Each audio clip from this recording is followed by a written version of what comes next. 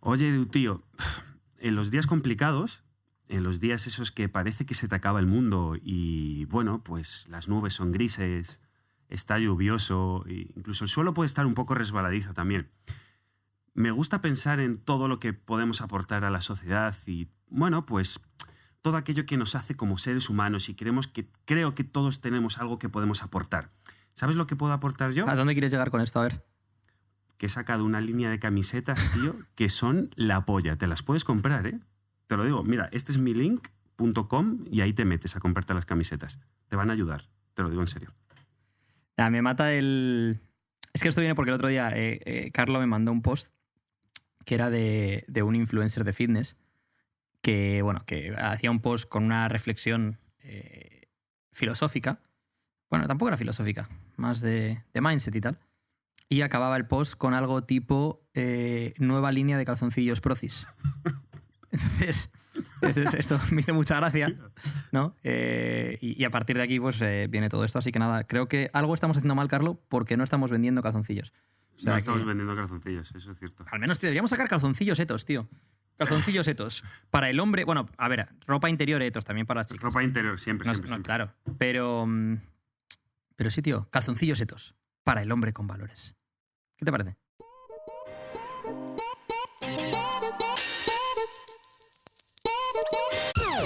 Hola chicos. Hoy os traemos una edición muy especial de Ethos Podcast, que va a ser el número 13, aunque Edu estaba dudando si era 12 más 1 o el podcast 14. Es el podcast 13, aquí no tenemos miedo a nada.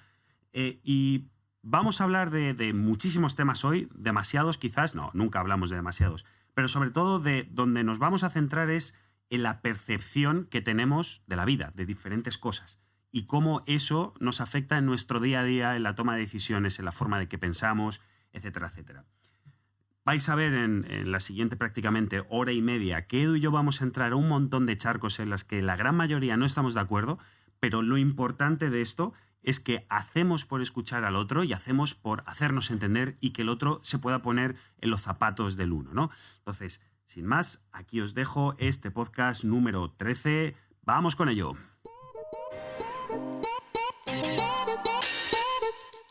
Hola, muy buenos días, tardes, noches. No sé dónde estáis exactamente, aquí son tardes, al menos aquí en Dublín.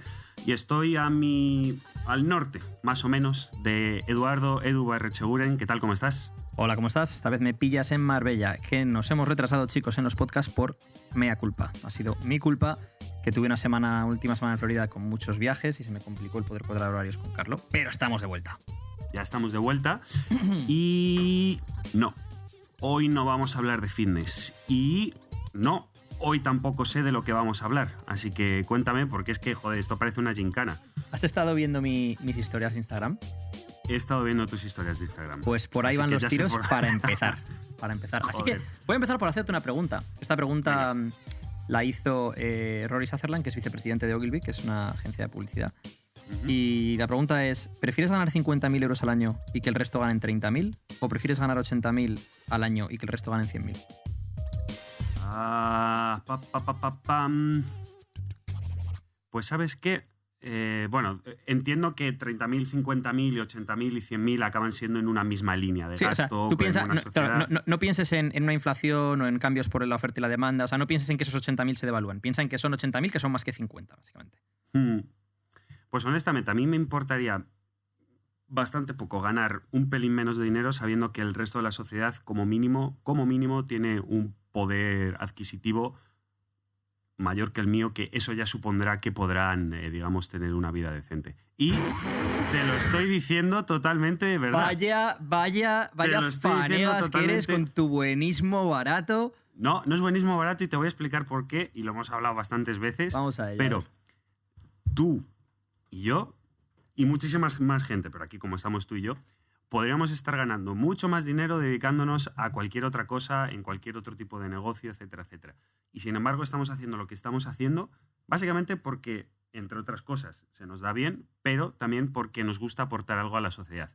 Y yo creo que al final eso es como mides tu vida, con tus acciones reales, no con tus teorías. Sí, pero a ver, ahí se te ha olvidado medir otra serie de factores, ¿no? Estamos haciendo también lo que estamos haciendo porque nos gusta tener libertad de decisión sobre nuestros siguientes movimientos, como puede ser este podcast, como puede ser a quién cogemos como cliente o a quién no, como puede ser cuántos clientes cogemos. Es decir, no nos gusta trabajar para otra persona u otra empresa o otra entidad que nos va marcando lo que podemos hacer y lo que no. O sea, que es otro factor que ahora no estabas teniendo en cuenta. Que sí, que obviamente ganarte la vida ayudando a la gente a conseguir sus metas es mejor que ganarte la vida vendiendo metadona, como Walter White. Pero hay otros factores también, ¿no? Entonces tú me dices que tú prefieres ser el pobre. Directamente, todo el mundo ganaría eso, ¿eh? O sea, todo el mundo ganaría 100, tú ganarías 80. Todo el mundo, tu vecino, tus compañeros de curro, tal. ¿Preferirías ser el pobre? Es que, claro, el problema de esa pregunta es que te pones en una cifra en la que ya no serías pobre. Claro, si habláramos en X y X más 20... 80.000. Y piensa lo que sea X más 20, pero piensa esos 80.000 y piensa en... es más, te voy a cambiar un poco las cifras como he hecho en mis historias para que sea más interesante. ¿Prefieres ganar? No, va a ser aún más dinero. ¿Prefieres ganar 100.000 y que el resto ganen 80 o ganar 125 y que el resto ganen 150? Cualquiera de los casos realmente no veo gran diferencia. Es decir, yo estaría un porcentaje mínimo por debajo o mínimo por encima del resto, sabiendo que el resto de la sociedad está muy cerca a mí y que todo el mundo, literalmente todo el mundo, tiene un poder adquisitivo real. Entonces no cambia mucho mi respuesta. Es decir, preferiría que todo el mundo lo tuviera y yo estar un poquito más por debajo. ¿Qué consideraciones tienes para tomar esa decisión? Joder, es que aquí entran tantas cosas, tío. Al charco. Este es un podcast de charcos. Claro, es que el problema con esto es que hablamos de toda la sociedad. Toda la sociedad, los 7.000 millones de personas. Vamos a pensar que todo el mundo gana eso y tú ganas menos que todo el mundo. Vale. Para empezar, si todo el mundo ganara eso, la respuesta iba a dar igual porque el mundo se acababa en aproximadamente 2 años y medio, 6 meses. Porque si toda la población del planeta tiene ese poder de consumo, las empresas van a querer cubrir esa necesidad de consumo y básicamente íbamos a drenar, literalmente íbamos a coger a la Tierra y la íbamos a explotar de recursos naturales hasta acabarla. Entonces, la respuesta si es todo el mundo, pues me da exactamente igual porque la vamos a hacer. Si estamos hablando de un círculo un poco más pequeño o sacando digamos, de esta discusión esas consideraciones, entran otras cosas, como yo sería feliz, realmente quitando el dinero aparte, yo sería feliz con esos $80.000. Y a mí esos $80.000... Y ahora pregunta, ¿serías feliz siendo el más pobre? Sí. Sí, con esos $80.000 cubro las necesidades que tengo. Teniendo el barco más pequeño. Bueno, es más, no tendrías barco. El resto a lo mejor tiene un barco, a ti no te llega. Hombre, si hay esa diferencia. Si hay esos $20.000, con $20.000 no te compras un barco, Edu. Bueno, en 10 años son 200.000. Bueno, pero yo me en 20 años son 400.000. La barca de chanqueta. Quiero decir, aquí hay varias consideraciones a tener en cuenta, ¿no? Por un lado está el tema de... perdón. De tu estatus social, que no lo estás teniendo en cuenta. El ser humano es un animal social y es un animal tribal. Y es un animal que valora su posición en la sociedad. Te guste o no te guste. Somos animales competitivos. Hay gente que lo es más que otra, hay gente que es más alfa, entre comillas, que otra y tiende más a querer competir y ganar, ¿no? Esto no quiere decir que no fueres competitivo en otras cosas, ¿no? Tú puedes ser, por ejemplo, un artista y tener un talento innato brutal y, sin embargo, ganar menos que el resto. Y eso estarías en otra escala muy por encima de otra gente. ¿No? O puedes que seas un tío muy gracioso y en cada fiesta pues eres el rey de la fiesta porque eres un tío muy gracioso, aunque ganas menos dinero. ¿No? Hay otras cosas a tener en cuenta. Pero lo que me parece interesante de esta pregunta es eso, por un lado, si hablásemos de ganar 100.000 y que el resto ganen 80 o ganar 125 y que el resto ganen 150. La decisión de ganar 125 en lugar de ganar 100, ¿la tomas porque quieres ganar más dinero o porque quieres que el resto ganen más dinero? Yo, la segunda opción. Es decir, entiendo que todo el mundo ganando más dinero va a conseguir una sociedad ligeramente más justa. Y que por el 99, perdón, como al 0,0000001, que sería yo, puedo hacer que el resto de la sociedad sea ligeramente más justa, ¿por qué no hacerlo? Y esto, aquí te voy a responder 2 cosas. Probablemente un X porcentaje de mi cerebro está pensando en la otra opción. Es decir, como siempre decimos en este podcast, y sobre todo yo reitero, nunca hay blancos y negros. Es decir, no me posiciono en plan, yo haría esta opción seguro 100%. No, evidentemente dentro de mí hay 2 luchas, en plan, sé egoísta y la otra opción, no seas egoísta. Pero aquí entra la segunda cuestión, que al final eres lo que piensas y piensas lo que quieres pensar. Entonces, si hay cierta gran parte de mí que piensa esa segunda opción, voy a apoyar esa segunda porque moralmente me parecería mejor, personalmente, y así puedo setear mi mente de esa forma. Uy, ¿por dónde voy a salir yo ahora? Tengo varias cosas en la cabeza, pero por lo que Dale, voy a salir dale. ahora. Es decir, Que parece un examen esto, es dale decir, caña, tú. a ti lo que te daría estatus social ahí sería tu superioridad moral. No, no me daría estatus, porque no estamos hablando en para ningún ti, momento que la gente lo sabe. Para ti mismo. Tú ahí estás valorando tu superioridad moral por encima de tus mayores ingresos. Hombre, si digamos que la decisión de la humanidad está en mis manos, como es este caso, ¿no? Si La tú ganas decisión de 7.000 millones... Si tú ganas 100.000 y el resto 80, la humanidad está en problemas. La gente no tiene dinero para vivir. No, Entonces, pero por eso si tú estoy diciendo ganas más que el resto, eso no te pone en una situación en la cual puedes ayudar al resto en determinada medida. Porque puedes dedicar, No, porque puedes dedicar ese extra que tú ganas a determinadas cosas, como puede ser caridad, como puede ser innovación, como puede ser lo que sea.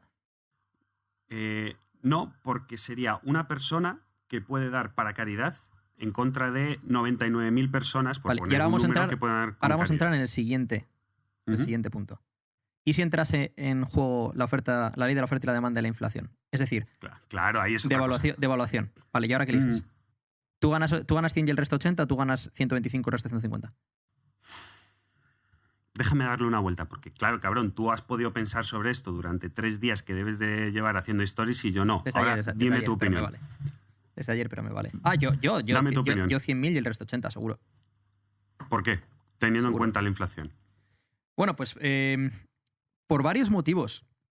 El primer motivo es el tema que hemos hablado del estatus social y demás. Es decir, sería muy ingenuo por mi parte el pensar que ser el más pobre no me afectaría mentalmente o no me afectaría mi autoestima. Es decir, queda muy bonito decir que a mí no me importaría ser el más pobre porque valoro otras cosas. Sí, valoro otras cosas, pero entre otras cosas también valoro mi éxito profesional, que muchas veces se mide, entre otras cosas, se mide por impacto y se mide por pues, tus ingresos.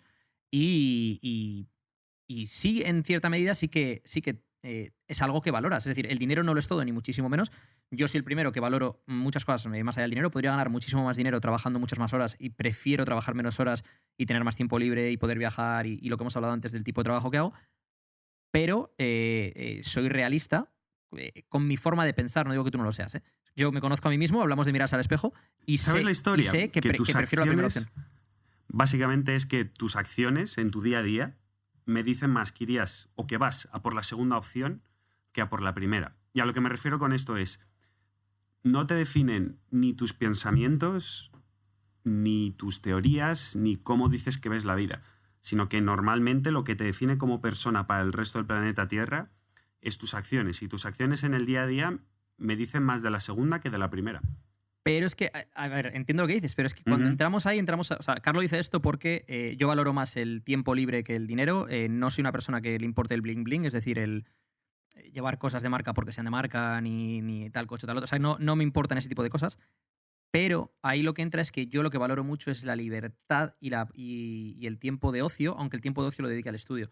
Es decir, ese sería el tercer factor que incluiríamos ahora. Y si todo este tema de los emolumentos, si el tema de los ingresos estuviera también relacionado con las horas de trabajo. Entonces aquí a mí me dijeses, ¿prefieres trabajar 60, 80 horas a la semana y ganar, imagínate, 100.000? ¿O prefieres trabajar 20 horas a la semana y ganar 30.000? Y te diría 20 horas y 30.000. Porque valoro más mi tiempo, el poco tiempo que tenga en este planeta y lo que puedo hacer con ello, siempre y cuando gane lo suficiente como para poder mantener mi estilo de vida, que tampoco es un estilo de vida excesivamente caro. Entonces podría mantenerlo. A mí me dices 30.000 al año y trabajas 20 horas a la semana y lo prefiero a 100.000 al año y trabajar 80. O trabajar 60. Sí. Y por eso decía que conociéndote, y bueno, lo que pasa es que, claro, hacemos un debate, dos personas que hablamos entre nosotras básicamente todos los días, 3-4 horas quizás, entre pitos y flautas, ¿no? Entonces son debates complicados porque sabemos cada uno las callejuelas que tenemos internas. Por eso te digo que... Es que aquí es donde vamos a... Por esto me interesaba esto, porque aquí es donde quiero ir a las siguientes preguntas que van en línea con esto. Venga, pues dale caña a la siguiente cosa. Un ciudadano de clase media-baja en España hoy, media-baja, ¿vale? Pero sigue siendo media. Es decir, tiene sus necesidades cubiertas, tiene probablemente un lavavajillas, tiene un lavaplatos, tiene una televisión, tiene tal. Vive mejor hoy en día de lo que vivía Alfonso XIII. Sí. Ahora, ¿su percepción de la calidad de su vida es tan alta como la que tenía Alfonso XIII de la suya? No, 100% no. Pero porque aquí entran otros factores que hay que tener en cuenta. Es decir, principalmente, claro, eso es, principalmente, voy a poner un contraejemplo, no, un ejemplo que apoya esto. ¿Quién era más infeliz? una persona en África pasando hambre hace 30 años o una persona pasando hambre en África ahora? Yo más que pasando hambre lo limitaría más a una persona que Bueno, ha pasado... pobreza, sí. Pobreza, pero no pobreza absoluta. Es decir, ha superado el umbral de pobreza absoluta, es decir, tiene para sobrevivir, pero no tiene las comodidades de Occidente. O no, incluso no tiene tantas comodidades. Pero mi ejemplo no es tanto a ese detalle, sino el problema de las personas en extrema pobreza ahora es que prácticamente todas, o casi todas, tienen acceso a información, tienen acceso a Internet y son capaces de ver cómo vivimos en Occidente. Entonces, te voy a cortar relativismo... y no estoy de acuerdo por una simple palabra. Has dicho extrema pobreza. Cuando tienes extrema pobreza, eso es lo mínimo que te importa. Bueno, extrema pobreza es... entonces, ¿no? Eso es. Vamos a ver. Vamos a definir pobreza y extrema pobreza. Extrema pobreza es no tengo agua corriente, no tengo electricidad, casi no tengo para comer o como una vez al día y como gachas. Es decir, eso es extrema pobreza, ¿no? Esa persona le preocupan otras cosas. Cuando ya has pasado ese umbral, tú ponte en un umbral en el cual a lo mejor tienes agua corriente, tienes electricidad, pero tienes lo mínimo para tus gastos, lo mínimo para sobrevivir. Ya sobrevives, pero tienes lo mínimo. Ahí sí que entra el mundo hiperconectado, crea ese problema de la pobreza relativa, que es que te comparas con los que tienen más, ¿no? Y esto va en línea con el ciudadano de clase media baja en España hoy, que se compara pues, con el que tiene un coche mejor, una casa mejor, una televisión mejor, un teléfono más nuevo o lo que sea. Y en realidad esta persona tiene una calidad de vida mayor de la que tenía Alfonso XIII y tiene teléfonos móviles, tiene internet, tiene lavavajillas, tiene lavaplatos, o sea, un montón de cosas que no existían cuando Alfonso XIII estaba vivo, ¿no? Entonces, al final las cosas no son lo que son, sino que son aquello son aquellas cosas con las que los comparamos y son lo que pensamos que son. No sé si me explico. Es decir, hoy en día los teléfonos móviles o la conexión a internet o los ordenadores son 100.000 veces mejores de lo que eran hace 20 años cuando empezaron a haber teléfonos móviles o ordenadores del cual. Sin embargo, el que tenía un ordenador en aquel entonces era el puto amo. Y tenías un 386 y era la polla. Ya tienes un ordenador 100.000 veces mejor que 386. Es más, tienes un ordenador tan potente o más como el que tenía la NASA entonces y no lo valoras. Y es una puta mierda. Porque estás comparando con el nuevo iMac o con lo que sea, ¿no? Exacto. Y esto me lleva a la siguiente cosa. ¿Un rico en Nueva York o un rico en Tailandia? Y me explico. ¿Un tío que en Nueva York gana $1.000.000 al año? ¿O un tío que en Tailandia gana $150.000 al año americanos? Mi pregunta es, ¿vas a salir del país o no vas a salir del país? Si no vas a salir del país, si digamos que, ya que estamos poniendo ejemplos estúpidos, entre comillas, no estúpidos, sino ejemplos sacados un poco de contexto, vamos a llevarlos un poquito más al extremo. Si esas personas no salen de su país, da exactamente igual. ¿Por qué? Van a ser ricos en función de la renta per cápita y por tanto van a estar por encima. Eso sí, si salen del país, el rico en Nueva York va a tener muchísimo más dinero que el que pueda tener en Tailandia. ¿Exactamente igual? Vale, vamos a por más. El rico en Nueva York con $1.000.000 al año probablemente viva en una casa peor que el rico en Tailandia con 150.000. Probablemente tenga peores vistas, tenga peor servicio. 150.000 en Tailandia te pueden dar mucho más de sí, a lo mejor, como Tailandia podría decir, a lo mejor, yo que sé, Colombia, ¿no? Te puede dar más de sí que 1.000.000 en Nueva York. 1.000.000 en Nueva York, si estás dando 1.000.000, estás viviendo en Manhattan. Un apartamento muy guay y muy tal, pero no es un mega chalet con vistas a la colina. ¿Sabes lo que quiero decir? Eso por un lado. Y segundo, el estatus social. Tengo una puntualización. Cuando ganas 1.000.000 y vives en Manhattan, ¿cuánta gente a tu alrededor en tu edificio gana ese 1.000.000 o más que tú? Sí ganas mucho dinero, pero te rodeas de gente que gana muchísimo más. Cuando estás en otro sitio, puede ser, imagínate, Tailandia o Colombia, 150.000 al año, ¿cuánto suponen? En cuanto a tu estatus social, ya lo que puedes hacer con ese dinero. Ambas cosas. Sí, pero poniendo una contextualización extra, por ejemplo, la calidad de vida que tú puedes obtener normalmente en Nueva York va a ser mejor que la que puedes obtener en Tailandia. Sanidad, educación, restaurantes. ¿Cuánto trabaja un tío que gana 1.000.000 al año? Normalmente. No tengo ni idea. 80 horas, 90 horas, 100 horas semanales. No tiene por qué. Puedes haberlo puesto, por ejemplo, desde hace mucho tiempo. Imagínate, hay mucha gente que se dedica. Si quieres hablamos de un tío que le ha tocado la lotería o un hedge fund, no te jode. Claro, si tienes un millón que lo has heredado, que te ha tocado, pues de puta madre. No. Estamos hablando de un tío que está trabajando como loco para ganar X dinero y lo que le da de sí ese dinero en su país o en su ciudad, ¿no? Esto va en relación también a cuando he hablado de lo de viajar barato, ¿no? Por ejemplo, he viajado a Estados Unidos ahora 6 semanas y me ha hecho un agujero en la cuenta bancaria descomunal. Cuando estoy 4 meses en Asia, ahorro. Y mi calidad de vida es tanto mayor que la que he tenido en Estados Unidos. Sí, vale, los supermercados no son iguales, no tengo las mismas opciones, no tengo, 20 variedades de Kellogg's, no tengo una serie de cosas que en Estados Unidos sí tenía, ¿no? Ahora bien, ¿qué es lo que valoras en tu vida? ¿Tener 20 tipos de Kellogg's o no tener 20 tipos de Kellogg's? Entre otras cosas, ¿no? O sea, quiero decir, entramos en el punto en el cual, ¿qué valoras? ¿Las posibilidades de consumo o estamos obsesionados con esas posibilidades de consumo y el consumo como tal? Bueno, ahí tienes razón, pero por ejemplo, yo sí tomaría mucho en cuenta, por ejemplo, el tema de la sanidad y la educación. Es decir, ya que vas a ser rico en un país, sélo en un país donde la sanidad en cualquier momento, en cualquier punto del país no vas a tener problemas, cosa que en Tailandia es posible. Si ganas 150.000 en Tailandia, no creo que tengas problemas ni de sanidad ni de educación. Y si en un momento dado tienes que irte a un hospital de Estados Unidos, te coges un vuelo. No estoy de acuerdo. Por ejemplo, en Filipinas, este verano estuve en Filipinas, tuve un problema, bueno, yo no, mi chica tuvo un problema de salud. Teníamos literalmente dinero en la cuenta bancaria, estoy casi seguro, para comprar el hospital de la isla. O sea, literalmente para llegar y comprarlo. No es porque seamos ricos, sino pero porque... estabas en una isla perdida. No estabas en la capital. No, tampoco. bueno, no era, no era la capital, pero tampoco era el último No sé cómo es Manila, por recóndito. ejemplo, ni cómo es Filipinas, pero yo estaba en Tailandia y en Tailandia tienes desde lo más barato hasta lo más top, ¿eh? O sea, en Tailandia tienes... en Tailandia, por ejemplo, tienes edificios de apartamentos que no tienes en Madrid. Pero ni de lejos. Ni de lejos, tienes un lujo, tienes lujo en determinados puntos que en España no existe. Sí, pero en España o en Estados Unidos, en el 90% de todo el territorio vas a tener determinados servicios que son igual para todos a determinado nivel, y sin embargo en Tailandia o en Filipinas en este caso te vas a zonas concretas y no vas a encontrar nada.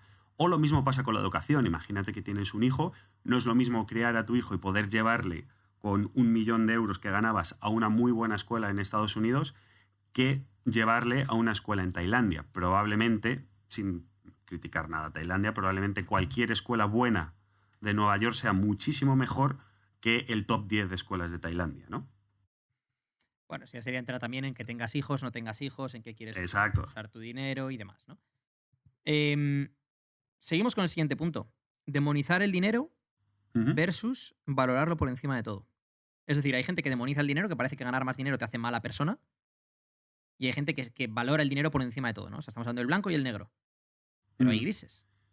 Claro, te iba a hacer una pregunta, que era, yo sé que tu respuesta favorita a todo es depende, y la mía para todo es gris en general, ¿no?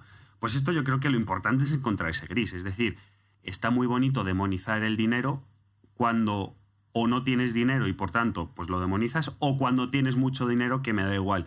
Pero cuando estás en una situación normal o una situación de necesidad, no lo vas a demonizar, lo vas a querer y lo vas a necesitar. Lo mismo pasa para el otro lado. Sobrevalorar el dinero tiene el problema que tú pierdes tu valor como persona, literalmente. O sea, es como si tuvieras un bote de agua, ¿no? Y que eso fuera tu valor y lo trasvasas al dinero. Porque entonces empiezas a mirar el mundo a través de monedas en vez de a través de valores. Y ese es uno de los grandes problemas que nos ha traído... Espérate que voy a decir la palabra, que la voy a decir. No quiero entrar, pero la voy a decir. El capitalismo. Vale, o el capitalismo. Ya, vamos, esto es algo interesante. Aquí es a donde quería llevarte. Vale, entonces, ¿prefieres el comunismo como modelo social? Es que este debate es muy complejo. Este debate, de hecho, no se puede hacer sin datos, debates, No, pero una cosa importante. No entremos en política nacional de España ni nada por el estilo. Vamos a teorizar sobre comunismo, socialismo, capitalismo, lo que sea. ¿Prefieres el comunismo como...? No. O sea, teóricamente, ya no la aplicación práctica, que ha sido un fracaso absoluto. Eso es. Como teoría. El problema de esto son los dogmatismos. Es decir, yo soy, por ejemplo, de izquierdas y soy muy de izquierdas y comunismo y más el anarquismo. Por cierto, cuidado, porque la gente... ¿El anarquismo es de izquierdas? Eso es a lo que voy a decir. Que es... Mucha gente se cree que el anarquismo es gente de izquierda. Bueno, no es otro tema de que hablar, pero no es un paso más. El anarquismo es el liberalismo absoluto. Es decir, sí, el anarquismo de hecho es no tener ideología, básicamente. No, pero ni eso es el anarquismo, básicamente es que, que no haya leyes. Es decir, que tú no estés... O sea, es liberalismo absoluto. Exacto. Es eliminar todas las regulaciones. Por eso digo que por eso estaba poniendo el ejemplo de la persona esa que no tiene mucha idea, ¿no? De anarquismo. Pues no. ¿Qué pasa? Que nos vamos al otro lado y nos encontramos gente por el otro lado, ¿no? Bueno, lo típico de quien no trabaja es porque no quiere, quien no trabaja es porque, bueno, pues si no encuentras un trabajo, abre tu propio negocio, etcétera, etcétera. Tampoco podemos irnos a ese extremo, porque no todo el mundo puede tener un negocio, no todo el mundo tiene las capacidades para hacerlo, y de hecho el mercado no da espacio para que todo el mundo tenga su propio negocio, ¿no?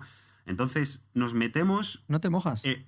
Nos metemos en que no decidiría ninguno de los dos porque ninguno de los dos es perfecto. Es decir, yo siempre pongo el mismo ejemplo. Desde Occidente vemos el capitalismo como algo positivo porque hemos caído en el lado bueno de la tortilla. Hemos caído en Occidente. Hemos caído en España, en Europa, en Estados Unidos, en Australia. Pero el capitalismo tiene un lado negro, que es el otro resto que no es Occidente como lo conocemos, ¿no? ¿No te acuerdas de cuando vimos África? ¿No te acuerdas cuando vimos el libro de Factfulness? De cómo todo el mundo en los últimos 20-30 años ha mejorado. Todo el mundo. Los países más pobres del mundo son ahora menos pobres de lo que eran antes, gracias a las innovaciones tecnológicas que vienen, entre otras cosas, dadas por el capitalismo. Es decir, ahora mismo te estás contradiciendo con muchas de las cosas que vimos entonces, que era cuando vimos Factfulness. Estuvimos hablando de los prejuicios y de las ideas que tenemos por lo que vemos en las noticias. Y estuvimos viendo que la educación infantil, la educación femenina, la pobreza, todas estas cosas han mejorado brutalmente en las últimas décadas. Tengo una pregunta sobre eso. ¿Podrían haber mejorado mucho más? ¿En qué sistema político? ¿En qué sistema de gobierno? En el que estamos actualmente... ¿Socialismo, comunismo? ¿De qué me estás hablando? No. En el que estamos actualmente, si se quisiera hacer así, podrían mejorar mucho, porque si nosotros estamos en una situación es porque hemos llegado a ella. Es decir, esa sociedad, digamos, el tercer mundo, podría estar porque existen medios económicos, estructurales, etcétera, etcétera, para poder llegar a eso. Lo que pasa es que no interesa que esa parte de la población esté a nuestro nivel. ¿No interesa o es que históricamente no desarrollaron las infraestructuras necesarias para desarrollar los sistemas sociales y políticos necesarios? O, repregunto, ¿o no les dejamos crear ¿No los dejamos o no las crearon? Yo creo que en gran parte de las ocasiones no les dejamos. Hace 12.000 años, hace 5.000 años, hace 3.000 años.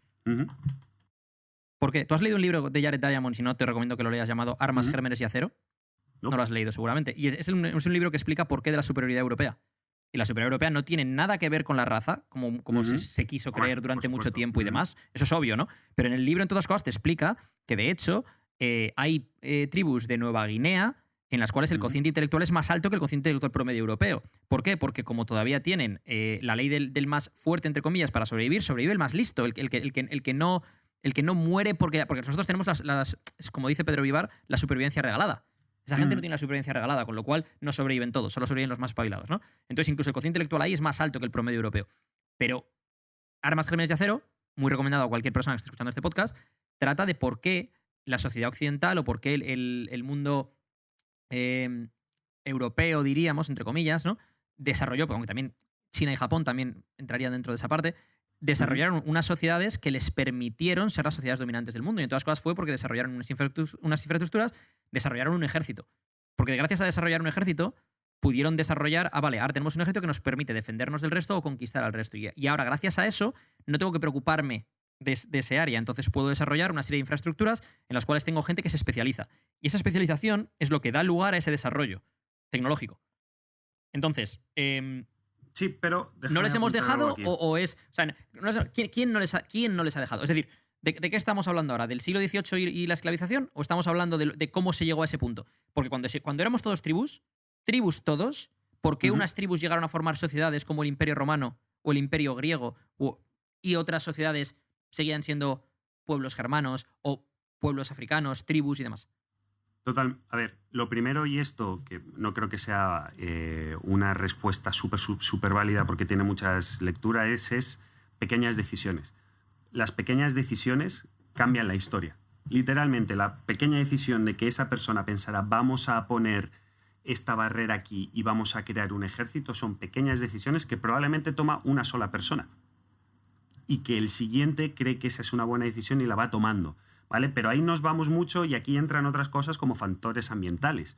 Es decir, mencionabas ese libro, yo es que sabes que no me acuerdo de los nombres de nadie ni de los libros, pero vamos, me leí hace tiempo un libro súper interesante de política en Medio Oriente y bueno, evidentemente ahora siempre ha sido un Cristo aquello, es un jaleo, pero te habla del principio y te dice cómo no llegaron a tener una estabilidad hasta, bueno, pues el siglo XIII, etcétera, etcétera, y era básicamente por los problemas ambientales que tenían, es decir, estaban en una zona de paso entre Europa y Asia, por lo que nunca pudieron llegar a tener culturas muy cerradas, porque siempre venían otras culturas que básicamente lo que hacían era, venía esta tribu, arrasaba, se establecían en un sitio, pero después venía la otra tribu del otro lado y volvía a arrasar. Entonces, eso generó una desestabilización, sí, lo he dicho bien, 2 veces, desestabilización, que además ambientalmente no favorecía nada. ¿Por qué? Porque básicamente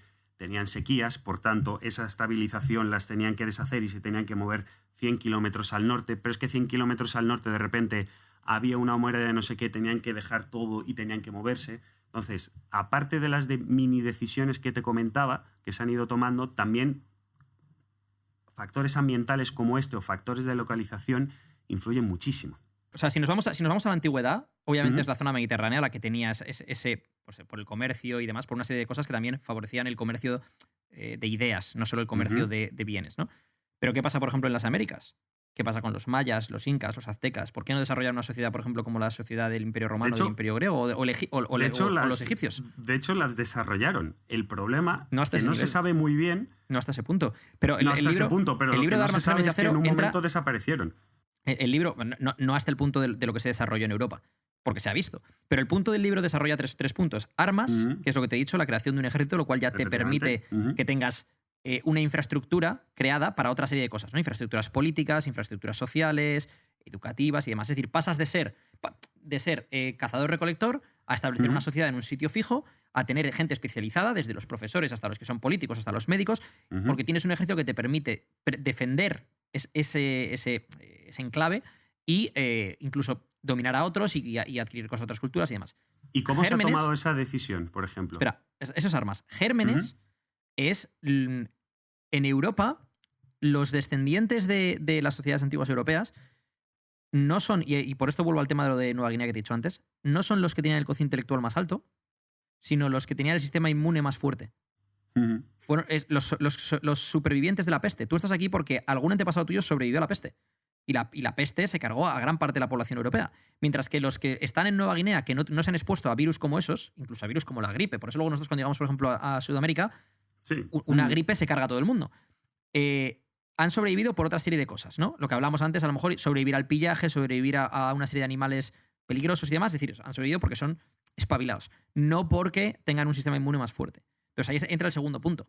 Está armas por un lado, las infraestructuras que hemos dicho que también permiten que no sea necesariamente el más espabilado el que sobreviva, gérmenes, los sistemas inmunes más fuertes y luego acero. El desarrollo del acero fue el gran diferenciador y luego ya más adelante la pólvora entre las sociedades, pues dirías que iba a decir indoeuropeas, incluso en el caso de la pólvora, pues de China, y otras sociedades que no tuvieron a lo mejor ese poder militar. Pero lo que no se tiene en cuenta muchas veces es que las sociedades con el mayor poder militar han sido las que luego se han desarrollado más como sociedades, tanto a nivel antiguo como incluso en el día de hoy, el país dominante del mundo es Estados Unidos, que es el país también con el mayor poder militar. Son cosas que muchas veces se obvian, ¿no? Tampoco es cuestión de que entremos ahora en geopolítica o desarrollo histórico y tal, ¿no? Porque más estamos tengo una pregunta. Del dinero. O sea, que tengo aquí un guión de las cosas que tenemos que hablar. Vale, dime ya la te digo hacia dónde quiero seguir. Última pregunta sobre esto es, ya hemos repasado cómo las grandes potencias han llegado a ser grandes potencias, ¿no? Mi pregunta ahora al respecto es, ¿el fuerte tiene que ayudar o el fuerte tiene que saquear? Es una pregunta canciosa. Sé que es está muy claro que tiene que ayudar, pero es que creo que hay, o sea, estás poniendo dos extremos. Exacto. Estás poniendo dos extremos que no son así. Pero, por ejemplo, hoy en día no es son así. Cierto que en el siglo XVIII, que es la segunda etapa... Siglo XVIII, estamos en el siglo XXI. Hoy en día, es lo que te he dicho, en los últimos 50 años, gracias a las innovaciones tecnológicas, el resto del mundo ha evolucionado mucho más, tiene mejores condiciones de vida de lo que tenían antes. En 50 años de lo que tenían antes, gracias a las innovaciones tecnológicas de ese capitalismo que tú tanto odias. Que se te note el pique. Pero eso por un lado. Eso, y por otro lado, nosotros y digo nosotros como occidentales, ¿no? Ajá. Cuanto más poder adquisitivo tengan en países de Sudamérica, de África, de China, mejor para nosotros, porque más vamos a poder exportar nuestros productos y servicios. Con lo cual está en nuestro propio interés. Es más, te voy a poner un ejemplo claro entre nuestro de Ethos. Si en Sudamérica el poder adquisitivo fuera más alto, venderíamos 4 veces más doces de lo que vendemos. Y no nos va mal, ¿eh? Pero venderíamos 4 veces más doces. Nos interesa que haya un poder adquisitivo más alto en Sudamérica. Es un ejemplo muy concreto y muy pequeño. Es muy pequeño y para otras muchas otras cosas. España, por ejemplo, es un país exportador. Uh-huh. ¿Y qué pasa? Que en concreto exportamos mucha a Europa, al resto de Europa. ¿Por qué? Porque el poder adquisitivo es alto. Pero muchos de nuestros productos a lo mejor los podríamos exportar a otros sitios si el poder adquisitivo en esos sitios fuese más alto. Y, por ejemplo, por poner un ejemplo contrapuesto, si esos, ¿de dónde sacamos los materiales para construir el 90% de los productos físicos que se construyen y se comercializan? Normalmente, un alto porcentaje los traemos de países que están muy subdesarrollados y que nos interesa que sigan subdesarrollados para poder conseguir esos materiales de forma mucho más barata. Por ejemplo, el micrófono que estás utilizando o el teléfono que tienes a la mano, por ejemplo, tiene, por ejemplo, que creo que era el coltán del que salen las baterías, etcétera, etcétera.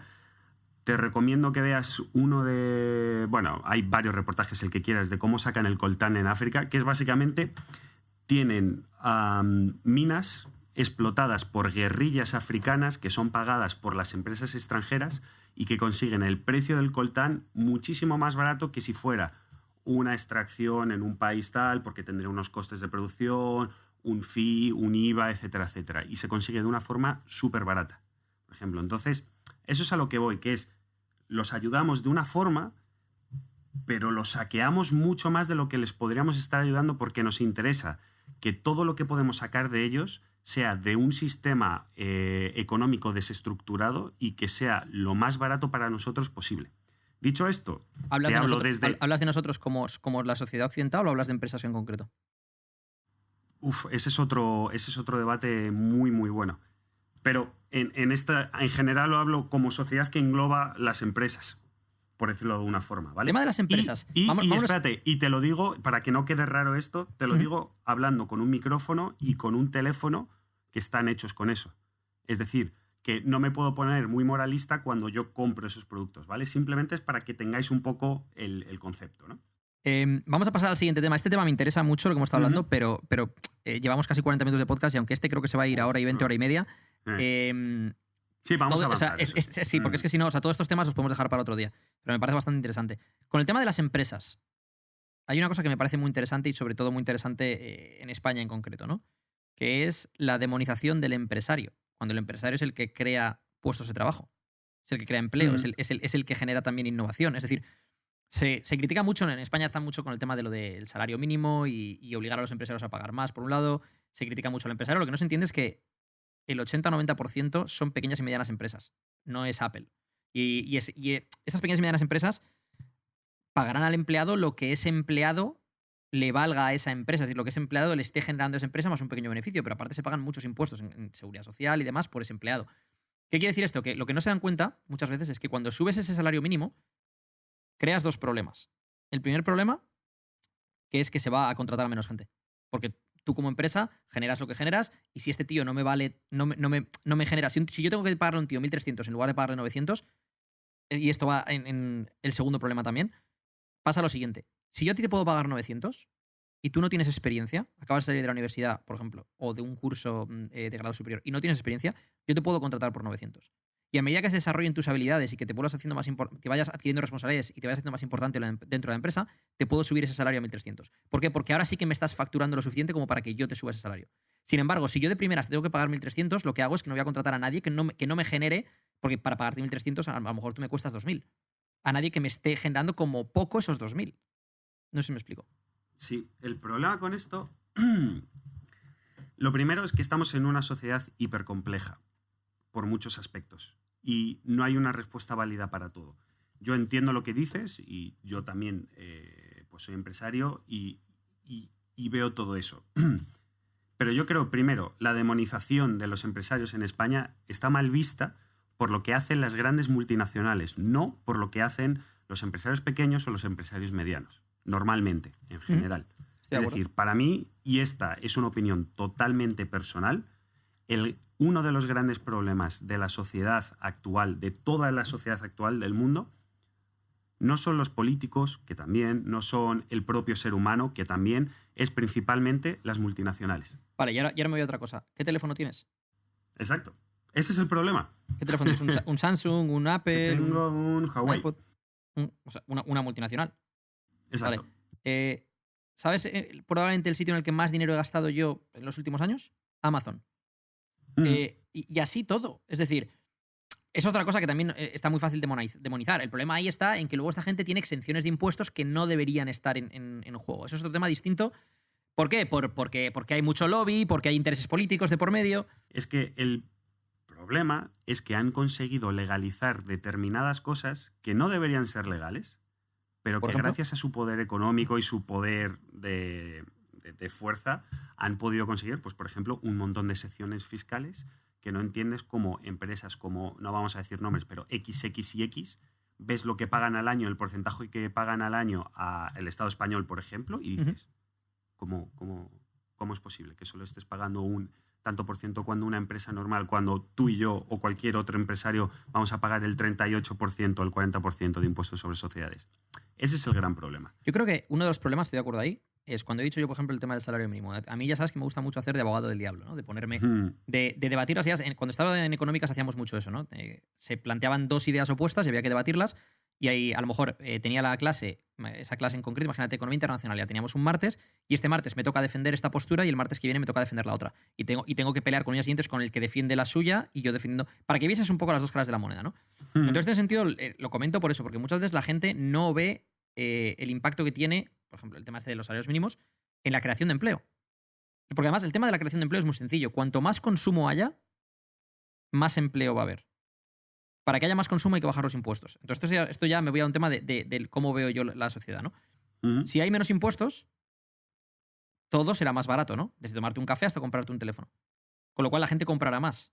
Si la gente toma más cafés, toma más cervezas, toma más lo que sea, harán falta más bares, harán falta más camareros, harán falta más gente limpiando el bar, etc. Esa gente, además, tendrá un empleo, con lo cual consumirá. Gente que a lo mejor ahora mismo no está consumiendo porque no tienes empleo. Es decir, muchas veces, una cosa que estudio en macroeconomía, en introducción a la macroeconomía, o sea, macroeconomía 101, lo primero que te enseñan es que subir los impuestos restringe el consumo. Y restringir el consumo reduce el empleo. Y sin embargo es algo que en España se está haciendo mucho últimamente y que al final pues está dando lugar a lo que está dando lugar, claro.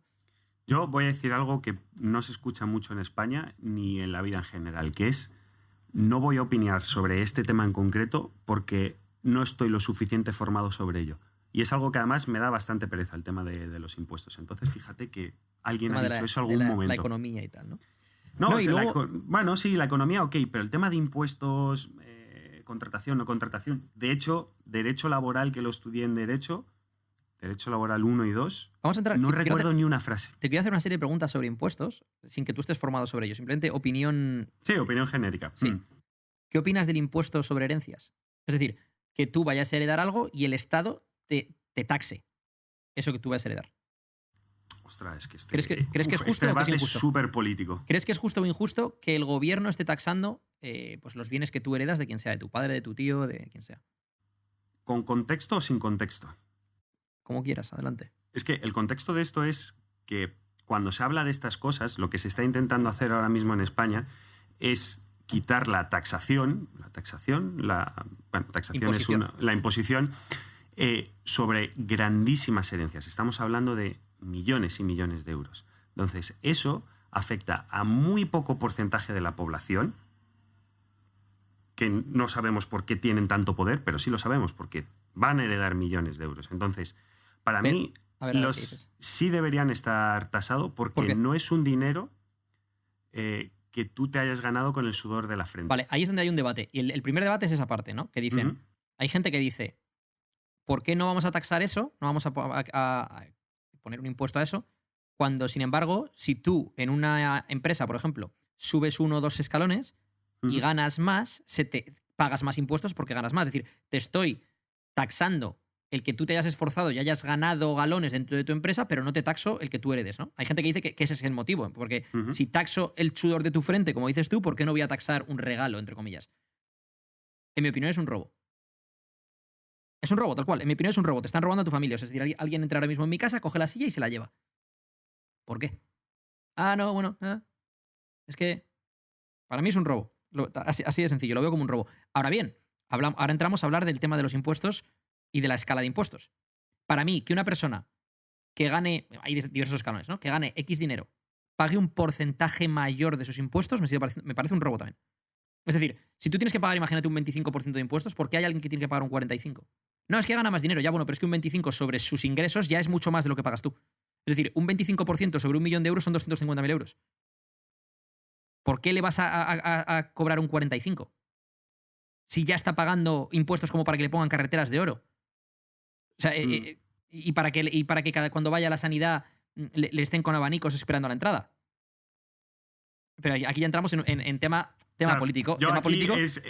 Es lo que te he dicho. No me quiero mojar porque la opinión que voy a dar no va a ser válida más que para mis oídos y para lo que tú quieres. Pero esto es interesante porque tú y yo tenemos opiniones distintas. Que por eso es interesante este debate también. Porque tenemos opiniones distintas. Yo veo que el impuesto sobre una herencia es que alguien entra en tu casa y te roba. Ah, no, mira, ¿sabes qué pasa? Te iba a robar la silla, pero tu padre estaba vivo. Pero ahora que se ha muerto, me llevo la silla, me llevo la mesa y me llevo el lavaplatos. También te digo que una sociedad sin impuestos actualmente, tal cual está conceptualizada, no funciona. Y justo, para mí, el impuesto más justo que puede haber, para mí totalmente personal, es sobre aquello que no has trabajado. Es decir, para mí que te caiga una caiga una herencia es como si te cae. Pero tú no has trabajado por ello, pero tu no padre o tu tío o quien eso. sea del que tú le hayas dado sí trabajó por ello. Si tu padre está trabajando toda su vida y ha ahorrado 500.000 euros, toda la vida, y ahorrando, y no yéndose de vacaciones, de otras cosas, y ahorrando, y heredas 500.000 euros, y de ese 500.000 te quitan X, me parece una injusticia como un camión. O sea, me parece completamente fuera de lugar. A mí personalmente. Ahora, el tema de los impuestos directos e indirectos. Hay otro debate. Impuestos indirectos e impuestos directos, ¿no? Bien. Impuestos indirectos. Cada vez que suben los impuestos indirectos, véase el IVA, lo que están haciendo es restringir el consumo. Porque es un impuesto que es. Le sube a todo el mundo. Es decir, suben los impuestos para todo el mundo, seas pobre o seas rico. ¿Qué quiere decir esto? Que al que más le afecta es al que es pobre, ¿no? Es decir, si yo gano menos, si yo gano 1.000 euros al mes y me subes el impuesto en cosas como bienes alimenticios o incluso en la gasolina, que es un bien necesario, aunque lo vean como un bien de lujo, y sin embargo, a mí me afecta mucho más que al que gana 3.000, o al que gana 5, o al que gana 10.000 al mes, ¿no? Y entonces hay gente que dice, ya, entonces, por eso con el tema de los impuestos directos, si ganas 10.000, pagas mucho más impuestos que el que gana 3.000. Pero es que a mí, si ganas 10.000, creo que deberías de pagar el mismo. Mi opinión personal sobre esto es que tú deberías de pagar el mismo porcentaje, ganes 1.000.000 o ganes 100.000 o ganes 10.000. Porcentaje. Porque ya de por sí, un porcentaje de 1.000.000 es mucho más, muchísimo más, que un porcentaje sobre 20.000 al año. El mismo porcentaje, muchísimo más. Y es más, yo creo que le tendrían que poner un cap, un tope de impuestos que cada persona paga. Es decir, si tú ganas 1.000.000, imagínate que dicen, vale, pues 1.000.000, lo máximo que puedes pagar de impuestos son 250.000 al año. Y si ganas 2 millones, sigues pagando 250. Y si ganas 3 millones, sigues pagando 250. Y ahí lo que estás haciendo es incentivar el que no haya dinero negro, el que haya gente que quiera ganar más dinero, que no quiera saltarse las leyes del juego, ¿no? Una pregunta, un debate que he tenido muchísimo con mis amigos es, ojo a la pregunta, ¿debería haber un máximo de dinero que una empresa o una persona pudiera ganar? Es que eso es complicado. Eso es complicado. Es decir, por ejemplo, en parte te diría ¿tiene que lógica? Sí, en parte te diría que sí, en parte te diría que no. Y me voy a explicar el por qué. ¿Debería haber un máximo de dinero que un futbolista puede ganar? Vale, un futbolista, yo he tenido este debate muchas veces y lo que digo es que un futbolista gana en base a que es un recurso escaso y en base a que hace feliz a millones de personas. Es decir, el que ve un partido en Madrid y este tío genera mucho, pues si no le quieres ver al Madrid no le veas, ¿no? O sea, al final es justo en el sentido de que este tío es lo que genera, no. Ahora bien, hay gente que dice, ya bueno, pero es que los neurocirujanos ganan menos que los futbolistas, ¿no? Y hacen un bien a la sociedad mucho mayor que un futbolista. Y entiendo ese punto de vista. Ahora bien, mi forma de verlo sería la siguiente. ¿Se debería poner un límite a lo que un deportista profesional gana? No me parecería mal. No es que esté de acuerdo, pero no me posiciono ni en blanco ni en negro con esto. En esto me pondría en un gris en determinadas condiciones. Ahora, ¿y a un empresario? lo veo distinto y te voy a explicar por qué. Porque un deportista te está aportando ocio, ¿no? Esto viene a ser el coliseo hoy en día. Tanto si ves tenis, como si ves fútbol, como si ves MMA. Es el coliseo hoy en día. Coño, pero es que Bill Gates ha cambiado el mundo con Microsoft. Es que el tío de... O sea, es que Jeff Bezos con Amazon... O sea, quiero decir, es que hay gente que si no hubiera tenido ese incentivo monetario, a lo mejor no hubiera hecho lo que ha hecho. Luego tienes gente como, en este caso, Bill Gates, que además, a nivel de caridad, es el tío que más ha aportado probablemente del siglo XX y siglo XXI hasta ahora, en cuanto a, pues eso, tiene organizaciones para ayudar con determinadas enfermedades, para pozos de agua en África, para de todo, ¿no? Y hay otros tíos pues, que a lo mejor pues, no donan el dinero que dona él o no hacen lo que hace él. Pero entramos, por ejemplo, en el debate que hubo en España o la crítica que hubo en España con el tema de Amancio Ortega, ¿no? ¿Cuántos empleos genera Amancio Ortega? Es que vamos a pensar de esa forma. Ya no solo, independientemente de lo que él gana, ¿cuántos empleos genera ese tío? ¿Cuántas familias comen gracias a su empresa? O sea, el tío de una empresa creada de la nada, de una idea en su cabeza, le da empleo a ¿qué? ¿A 100.000 familias? Hostia, ¿eh? Es que hay que pararse a pensar en eso, que la gente no lo ve. Claro, pero aquí volvemos y lo mismo. Yo me posiciono muy en los grises aquí y tengo posiciones muy encontradas dentro de mi propio cerebro, que es los equilibrios financieros y las presiones a gobiernos que ha podido hacer gente como Amancio Ortega para al final del año, en vez de estar pagando estar pagando X menos muchos cientos de millones. Pero, que sí, que por otro lado aportan muchísimo a la sociedad y lo hacen... Pero ahí el problema es lo que gana Amancio Ortega o que los políticos sean corrompibles. Ahí el problema es los dos casos. Porque el problema es el ser humano. Porque en general. ahí entramos en posibles motivos por los que esto ocurre, ¿no? Y se me ocurren 3 posibles motivos. Motivo número 1, puertas giratorias. Es decir, ministros que en un momento dado le ofrecen determinadas condiciones, imagínate, a una empresa de telefónica, porque luego ellos consiguen un puesto en la directiva de esa empresa cuando ellos se van del ministerio, por ejemplo. Motivo número 2, sobornos puros y duros. Motivo número 3, que si no esa empresa se deslocaliza de tu país y se va a otro sitio en el que se lo faciliten. Y eso se lleva un montón de empleos a otro sitio y se lleva un montón de dinero a otro sitio. Que eso es uno de los problemas que ocurre aquí. Y se conoce muy bien en Irlanda eso, por otro lado. Porque, claro, los impuestos hay muchas empresas en Europa que se van a Irlanda como base en Europa. ¿Por qué? Porque a nivel impositivo se ahorra muchísimo dinero. Esto es un debate que lo mismo, esto nos lo podemos llevar otro día, que en principio ni siquiera era esto de lo que íbamos a hacer el podcast de hoy, pero nos metemos en charcos y nos metemos en charcos. Es lo que hay. Vale. Venga, última pregunta, que llevamos casi una hora, ¿o cómo lo hacemos? Nos queda por lo menos media hora, te aviso. Tenlo claro. Pasemos a nuestras percepciones, las de los demás y cómo afecta esto a nuestra felicidad, ¿vale? Entonces, vamos a cambiar de tercio completamente. Esto va un poco en línea con lo que hablamos al principio de las percepciones. Lo que pasa es que nos hemos metido en política, ahora vamos a percepciones. ¿Tú fumas? Hasta donde yo sé, no. ¿Has fumado alguna vez? ¿No? De manera regular, no. Los fines de semana de vez en cuando me fumo un pitillo, puede ser. Te puedo poner el ejemplo del cigarrillo y el ejemplo del móvil. Si tú estás en una fiesta y en un momento dado estás aburrido, o sea, en plan, me estáis agobiando, todo el mundo hablando, tal, y quiero espacio para mí mismo, 10 minutos para cargar pilas, y te vas fuera de la fiesta y te fumas un cigarro, eres un tío que está fumando un cigarro. O si se pudiera fumar dentro, te vas a una ventana a fumar un cigarro, eres un filósofo. Mira, este tío ahí fumando un cigarro pensando, ahí calibrando sobre la vida. Si tú haces lo mismo sin un cigarro o sin un móvil, por eso pongo el ejemplo del móvil, te vendría también, porque el móvil parece que estás ocupado haciendo algo en este momento, mandando un mensaje, haciendo un email, lo que sea, ¿no? Eres un tío antisocial y rarito. ¿No? Es decir, hemos percibido que el que tú en medio de una fiesta te vayas y pares, si no estás en ese momento fumando un cigarro, que parece una actividad en sí misma, o viendo el móvil, son dos actividades distintas, porque viendo el móvil implica que tu atención está en el móvil. Cuando estás fumando un cigarro, tu atención no está en el cigarro. Pero la pose de que tengas un cigarro hace que parezcas a lo mejor más interesante o menos antisocial o lo que sea, ¿no? Entonces, lo que quiero ir con esto es el tema de lo que hablamos antes, ¿no? Que las cosas no son lo que pensamos que son. El tío del cigarro, pues es un filósofo. El tío que está ahí solo es un antisocial. Y son lo que queremos que sean en ese sentido, ¿no? Por ejemplo, hace años no existían los años sabáticos, ¿no? Cuando un tío acababa la carrera, estaba en paro. Oye, ¿qué tal tu hijo Manolo? Pues está en paro, hijo puta, no consigo. Vale. Y ahora, no, está de año sabático, está ahí en Tailandia. Hostia, joder, tal. Y parece como que se le da mucho valor a eso, ¿no? Porque ahora mismo se valora esa movilidad geográfica en un momento dado y parece que bueno, este tío está viviendo la vida y tal, ¿no? Y a lo mejor lo que pasa es que no tiene trabajo y se ha ido bueno, pues mientras tanto, pues vive de esto y se va para allá, ¿no?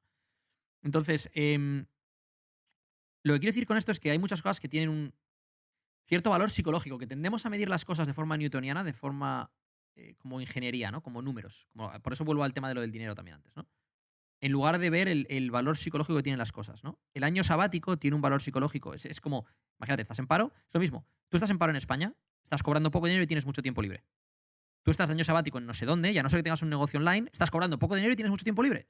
La diferencia es que estás en otro sitio o en lo que estás empleando ese tiempo y cómo se percibe eso tanto por ti mismo como por el resto de la sociedad, ¿no? El tema de esto nos lleva a, hablando de lo que decías tú antes con el tema de las innovaciones o de las empresas o tal, ¿no? A cómo queremos que sean esas innovaciones. Un ejemplo que pone Rory Sutherland, volviendo un poco al inicio del podcast, es el Eurostar, que es el tren que va de Londres a París. Y se gastaron creo que 6 billones o 6 millones, no sé, creo que era billones con B, pero bueno, puede ser millones, de libras en hacer que el tren tardase 40 minutos menos. Y Rory Sutherland decía, joder, pues por un 10% de eso lo que podíais haber hecho es, por un 1% podíais haber hecho que el tren tuviese wifi. Con lo cual, el viaje se me hace bastante más ameno y bastante tal. Y dice, eso es. Y dice, y por un 10% de eso me podíais haber puesto a los mejores modelos masculinos y femeninas del mundo en bikini o ropa interior repartiendo cóctel en el tren. Con lo cual no solo no quiero que llegue antes, sino que me da igual que llegue después. O sea, decía, una es una innovación newtoniana, es quiero que tarde menos en llegar el tren, y la otra es cómo amenizo o hago más útil el tiempo que pasas en el tren, ¿no? Y todo depende de la percepción que le quieras dar. Y ahí entra, hay gente que tiende más, por su forma de pensar, a querer acelerar procesos, a querer llegar al destino, y gente que tiende más a querer disfrutar del viaje. No sé si me explico. A ver, el problema de esto es que era el tren París-Londres, me has dicho, ¿no? Sí, el Eurostar.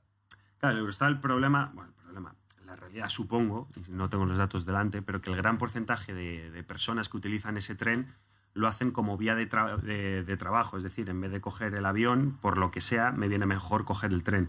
Entonces, esos 30 minutos, lo que supongo que habrá decidido la gente que lo tome, es para que esa gente tenga 30 minutos más para poder llegar a su destino antes, ¿no? Y poder hacer esa reunión en vez de a las 8:30, la puedo hacer a las 8, ¿no? En todo caso, yo creo que esto, volvemos a lo de siempre, que al final lo que más se valora actualmente es, uno, el dinero, y dos, el tiempo, porque queremos hacer tantas cosas tan rápido que literalmente no tenemos tiempo. O sea, ya nadie se para a tomarse, a leer, por ejemplo. Ahí es a donde quería ir.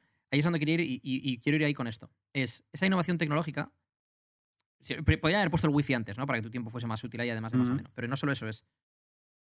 ¿Tú crees que hoy en día, con las innovaciones tecnológicas que hemos tenido en los últimos 30, 40 años o incluso 15 años, se podría trabajar solo 4 días por semana en lugar de trabajar 5 y se seguiría siendo más productivo de lo que era antes? Respuesta rápida, sí. Claramente, ¿no? Es decir, el hecho de que tengamos pues emails, hay millones WhatsApp, de matices. tal, o sea, se podría ser más productivo que antes, ¿no? Porque las vías de comunicación son mucho más rápidas, la comunicación entre una empresa es mucho más eficiente. ¿Qué pasa? Que lo que hemos hecho ha sido, en lugar de querer utilizar esa innovación tecnológica para tener más tiempo de ocio y para poder disfrutar más de la vida, hemos querido producir el doble.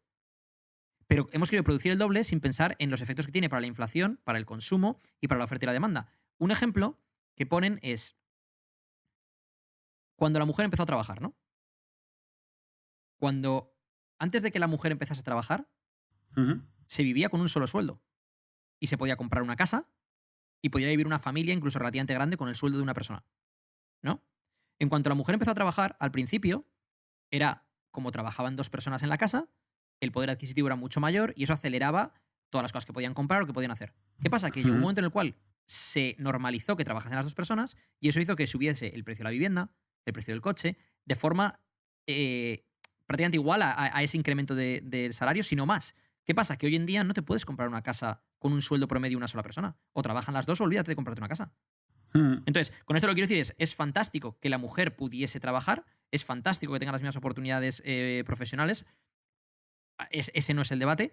El debate es cómo de enferma está esta sociedad para que lo que hayamos hecho con eso es, en lugar de pensar, bueno, ahora la mujer trabaja, con lo cual los niños tienen que ir a una guardería o tienen que tener a lo mejor una niñera o lo que sea. Digo la mujer como podría ser el hombre el que se quedase en casa, ¿vale? Simplemente estoy hablando de datos históricos de que antes era el hombre el que iba a trabajar y no la mujer. Lo mismo me parecería que fuera el hombre el que se quedase en casa y fuese a trabajar la mujer. A lo que voy es, ahora hemos llegado a un punto en el cual o trabajan las dos personas o no pueden comprarse la casa, no pueden mantener un determinado ritmo de vida, no les da, no les da. Yo aquí quisiera mencionar muy de pasada la segunda ley de la termodinámica, ¿no? Que es que básicamente en cualquier proceso, si sigues creando el crecimiento, el crecimiento llega a un punto en el que se vuelve insostenible y el sistema colapsa, ¿no? Y es un poco, yo creo que lo que va a pasar, volviendo antes del tema de las mujeres que comentabas, con la sociedad actual. Es decir, en vez de simplificar los procesos y simplificar las horas de trabajo, lo que hemos hecho es simplificar los procesos y la necesidad de generar muchísimo más, un no sé cuánto por ciento más que hace 50 años. Lo que va a hacer es lo que está pasando ahora, ¿no? Que llegamos en un punto donde no hay recursos naturales para tanta producción. Y lo que está pasando es que, bueno, pues estamos viendo, ¿no? Y de hecho todo el movimiento del cambio climático, etcétera, etcétera. Entonces, no estoy seguro de si estoy de acuerdo con eso, pero ¿sigo con esto? No, porque creo que el desarrollo tecnológico nos lleva a poder utilizar en mucho mejor los recursos naturales. Entonces, por eso te digo que no estoy seguro de si estoy de acuerdo con eso. Y además creo que la población mundial no va a crecer más de lo que ha crecido ahora. Y es más, los datos lo demuestran. No, desde luego. Porque el promedio es en España en concreto creo que es 1,4 hijos o algo así por cada pareja, ¿no? Entonces, de hecho va a haber menos. El problema también es eso, como esto está ahora mismo afectando a las pensiones y demás. Que lleguemos, que lleguemos al punto en que baje la sociedad. Hasta ese punto, cosa que, bueno, en Asia o en India sobre todo no es un problema todavía, es decir, se sigue generando siguen teniendo un montón de niños, ¿no? Pero el problema es que encima esa parte, por ejemplo, Civilization 4. Generando población. En Asia, en China, concretamente, el nivel de vida de la población en apenas 30 años se ha triplicado. Están teniendo necesidades que hace 30 años ni se podían imaginar. Y no lo están teniendo 46 millones de personas en España, porque en España también hemos mejorado mucho. Lo están teniendo miles de millones de personas en China. Por tanto, por eso digo que el crecimiento de un sistema hasta el infinito es insostenible y básicamente lo que en algún punto va a estallar. Y esperemos que no, ¿no? Pero es que no creo que sea hasta el infinito porque te he dicho, tampoco creo que vaya a crecer la población en ese sentido. Entonces, no creo yo en esto en concreto no estoy de acuerdo, pero a lo que quiero ir es con el tema este de lo de ¿por qué siempre buscamos mejoras en números? Es decir, más velocidad, más dinero, más esto, más lo otro, en lugar de mejoras psicológicas, ¿no? Porque quien toma las decisiones quiere números, no quiere psicología. Es decir, buscamos como la decisión lógica. Sin demonizar, y sin demonizar Bill Gates en la época, o Amancio Ortega, etcétera, etcétera, su psicología personal depende de los números que haga su empresa. Los números que haga su empresa. Sí, pero te voy a poner un ejemplo. ¿Por qué Uber ha tenido el éxito que ha tenido y es más exitoso que un taxi? Hostia, dame contexto porque no sé cómo casan ahora mismo esas dos. Ha cubierto una solución psicológica. Es decir, tú con Uber no esperas menos de lo que esperarías a un taxi en la calle. Uh-huh. La diferencia es que tú sabes cuánto tienes que esperar porque hay un GPS que te dice dónde está ese coche y cuándo va a llegar. Entonces tienes sensación de control sobre la situación. Luego aparte te cubre otras cosas, esa es la idea básica de Uber, pero luego aparte te cubre otras cosas como puede ser que tengas referencias de esa persona, que puedas calificar si ese conductor ha sido bueno o no, si te ha tratado mejor o peor, con lo cual la calidad del servicio mejora, ¿no? Pero es lo mismo que si tú estás esperando al metro, ¿vale? Estás en Madrid, por ejemplo, estás esperando al metro y te dice que quedan 4 minutos. No es lo mismo 4 minutos si tú sabes que quedan 4 que no te salga ningún cartel y tengas que esperar a ver cuándo llega. Porque como no sabes que quedan... Si tú no te salías ese cartel los 4 minutos, te estarías pegando cabezazos contra la pared. Cuando llegue este puto metro, tengo que ir a esta reunión, voy a llegar tarde, mordiéndote las uñas. Sin embargo, sabes que son 4 minutos, tú en tu cabeza dices, bueno, vale, son 4 minutos, tal, te organizas y tal, ¿no? En Corea hicieron un experimento, que es, los semáforos en rojo te decía cuánto tiempo quedaba para que se pusieran en verde. Y redujo significativamente los accidentes, porque mejoraba la paciencia y la calma de los conductores en la carretera. Porque sabían cuánto tiempo les quedaba parados. En China lo hicieron mal. Hicieron lo mismo con los semáforos en verde. Te decía cuánto quedaba para que se pusiera en rojo. ¿Qué conseguían? Que cuando quedaban 5 segundos la gente aceleraba como si les fuese la vida en ello, se saltaba el semáforo y demás, porque sabían cuánto les quedaba, ¿no? En lugar de ir y de repente lo ves, ¿no? A lo que voy con esto es la sensación de control. La sensación de control en sí misma nos calma y es una solución psicológica. El problema surge cuando esto se convierte en una burbuja en la cual nos acostumbramos a tener control sobre todo y cuando no lo tenemos, nos desquiciamos. Tú ahora mismo con tu teléfono móvil sabes cuando tú has escrito por WhatsApp, cuándo llega, cuándo no llega, cuándo esto, cuándo lo otro. ¿A ti ahora mismo no te pasa que si alguien te llama por teléfono te cabrea? Joder, puta, mándame un WhatsApp, ¿por qué me estás llamando? O sea, estás interrumpiendo mi tiempo. A mí, por mi forma de vivir y de trabajar, no, pero entiendo lo que dices. No te hablo de, a lo mejor, gente con la que tengas reuniones o negocios o lo que sea. Te llama alguien y es en plan, este cabrón que me está llamando, mándame un WhatsApp si quieres algo y ya te contestaré cuando yo pueda.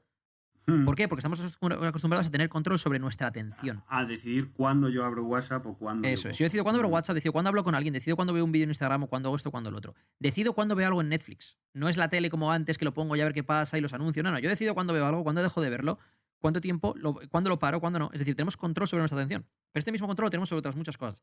Lo cual creo que ha sido un avance brutal tecnológico a nivel pues lo que hablamos antes a nivel psicológico, pero el acostumbrarte a eso, como todo, no es bueno, porque en cuanto pierdes ese control sobre determinadas cosas, te desquicias. Entonces, lo que estoy haciendo aquí es el argumento que te he dicho antes de abogado del diablo. Abogado del diablo sobre las soluciones newtonianas respecto a las soluciones psicológicas. La solución psicológica a un problema puede ser brutal, pero el acostumbrarte a tener esa solución puede crear que cuando no la tengas, te desquicies. O sea, con el tema del control, ¿no? Vale, seguimos un poco con cosas que teníamos vistas, ¿no? O sea, cosas que queríamos ver. Y es lo que hablamos antes con el tema del desarrollo de las sociedades y el tema de la especialización, ¿no? Esto también va en línea con un error humano de percepción, que es que cuando alguien es un especialista en algo, tendemos a darle más autoridad no solo sobre esa cosa, sino sobre otras cosas, ¿no? Es decir, por ejemplo, en el caso del entrenamiento está Eric Cressy con Crisis Post Performance, son especialistas sobre todo en trabajo con jugadores de béisbol, en trabajo de rehabilitación prehab y trabajo de rendimiento para pues, gente que tiene problemas de hombro, ¿no? Derivados de su deporte. ¿Qué pasa? Que gracias a eso se les valora mucho para cualquier tipo de entrenamiento de rendimiento con deportistas en general. ¿Por qué? Porque se entiende que si son los mejores del mundo en lo del hombro, pues serán muy buenos en otras muchas cosas también, ¿no? Y se les atribuye esa autoridad. Que en este caso concreto lo son, pero que no necesariamente tendrían que serlo. Una cosa que veo yo con los entrenadores personales es que cuando un entrenador personal es muy bueno en lo suyo y tiene clientes, que normalmente son clientes con un determinado éxito profesional porque se pueden permitir sus servicios, a veces estos clientes tienden a escuchar al entrenador incluso cuando habla de cosas de las cuales no sabe tanto, porque ya le han asociado esa autoridad que tiene en este otro ámbito, que es el ámbito del entrenamiento. No sé si me explico. Y bueno, aquí yo, por ejemplo, te hablo justo desde el lado contrario. Yo profesionalmente y personalmente, de hecho, esto creo que lo hablamos en otro, me están viniendo recuerdos de otro podcast. Yo no me considero un especialista en nada. No creo que tenga la capacidad de concentración o la capacidad mental de ser un especialista y, de hecho, me encanta ser una persona, ¿cómo podemos llamarlo? Generalista o de conocimiento general. Es decir, a mí me gusta poder coger de un montón de cosas y poder ponerlo todo dentro de la misma caja, removerlo y ver qué martini sale, ¿no?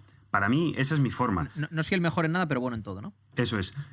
Y yo creo que eso no depende tanto o no debería depender tanto de lo que piensa de la sociedad, sino de cómo eres tú como persona y conocerte.